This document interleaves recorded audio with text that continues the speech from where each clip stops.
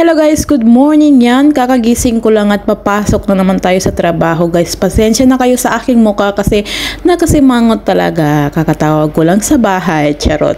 So yan, nako extended naman ang ating pagbili ng iPhone guys. Kasi may mas mahalaga akong paglalaanan sa naipong kong pangbili ng iPhone. So natatawa talaga ako sa sarili ko guys.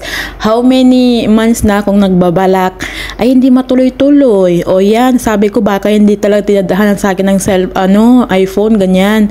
So, saka na lang ako bibili. Pero yung paglalaan naman guys is napakaganda at parang lahat kami is makakuha ng benefits doon sa bibilhin na yon. Mas importante naman kaysa yung cellphone, iPhone is hawak-hawakan lang, gano'n. Tapos ilang months is parang na lang, hindi siya tutubot. Si Jarod, hindi siya maglaki, gano'n, yung pera. So sabi ko, saka na lang ako bibili kasi good quality pa naman itong phone ko. Kahit 6 years na. Yes, 6 years na ito guys. Dahil ang phone ko na ito is, nandun pa ako sa Saudi. Phone na to.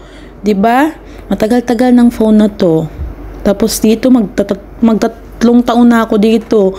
Tapos, ito pa rin yung phone ko. Pero okay lang guys. Inshallah, next time guys, makakabili na tayo yung mas maganda-ganda yung, baka bumaba na yung iPhone 15. Charot! Natawa talaga ako sa sarili ko dahil nag-aaway talaga kami ni mama. Pero hindi naman away na Sabi ko, ba yan? Hindi ko makabili ng gusto ko. Oh, charot! Sabi ng mama ko is, okay lang makabili ka rin. Pero mas mahalaga to. Okay lang sa akin. Sige lang. Go lang ng go. Labag sa kalooban. Pero okay na okay talaga ito kasi mas importante talaga at mas maraming mabubuhay talaga itong paglalaanan ng aking naipon. Charot. So, sige lang guys. So, ingat po kayo parati guys. Sa lahat-lahat po dito sa mga OFW dito sa ibang bansa sa Middle East. Ingat po kayo lahat. At ito yung binigay ni Sister Ida. Salamat sa iyo. Salamat. Maraming salamat sa iyo. Nako. Don't forget to share and follow.